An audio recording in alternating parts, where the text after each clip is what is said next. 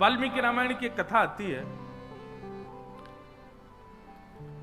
कि जब विभीषण शरण में आया राम जी की में, तो विभीषण को शरण में लेने से पहले भगवान ने एक मीटिंग बुलाई। विभीषण को बाहर बैठाया और सब बड़े बड़े बानरों को बैठा करके भगवान ने मीटिंग की और सब बानरों से बोले, विभीषण आया, रावण का भाई है, क्या करना चाहिए बताओ, इसको शरण में लें कि ना लें। सब बानरों ने अपना अपना मत रखा। ठाकुर जी की लीला देखो, सब बानरों से पूछा क्या करना चाहिए, तो सब अपना अपना मत रखने लगे। जामवंत जी ने अपना मत रखा, अंगद ने अपना मत रखा, हनुमान जी तो मौन ही रहते थे, जैसी आपकी इच्छा, अपना कोई मत देते ही नहीं, सुझाव ही नहीं देते ठाकुर जी को। ठाकुर जी जो करेंगे वो सब ठीक है, अपना सुझाव नहीं दो। सब ने अपना अपना मत रखा।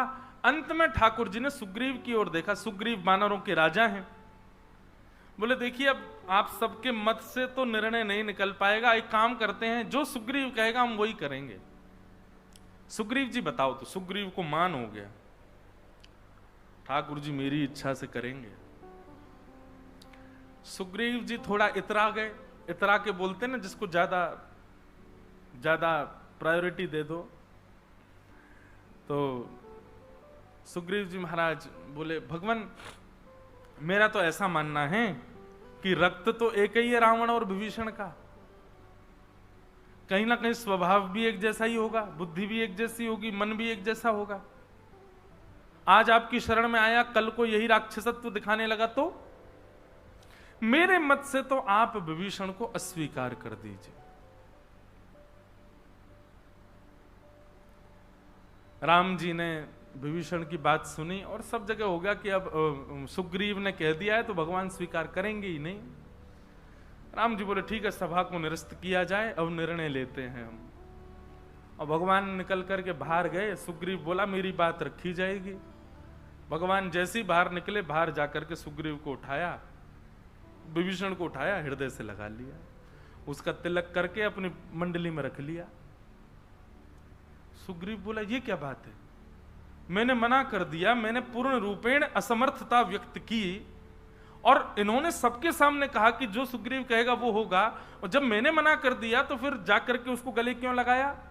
और जब गले लगाना ही था, इनके मन में था ही पहले से, तो मुझसे पूछा क्यों?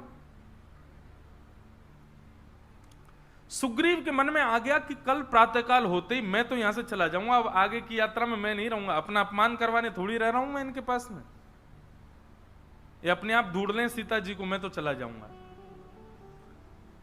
तब भगवान प्रसाद पा रहे थे। भगवान ने प्रसाद पाते पाते अपना, सुनो सुग्रीव को बुलाना चाह रहा। सुग्रीव आए। सुग्रीव आकर के बैठे, जी भगवान आज्ञा करें।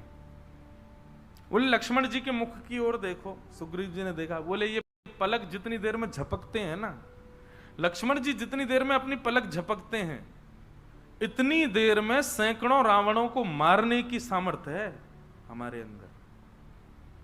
हमको जरूरत नहीं तुम्हारी रावण को मारने के लिए। हम ना चाहे ना तो रावण जन्म ही नहीं ले सकता।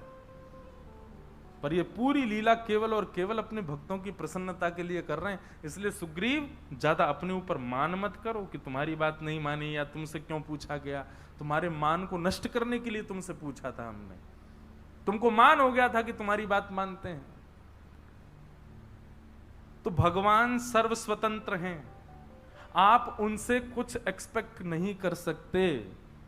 वेदों में, शास्त्रों में, पुराणों में नियम कितने भी बता रखे हो कि भगवान ऐसे करेंगे, भगवान की सेवा ऐसे, भगवान की पूजा ऐसे, भगवान का भोग ऐसे, पर इसमें भी यदि प्रेम आ जाता है चित्त में तो फिर वेदों की लिखी बातें भी ठाकुर जी भूल जाते हैं। प्रेमी भक्त कैसे भी दे उसको स्वीकार करते हैं ठाकुर जी।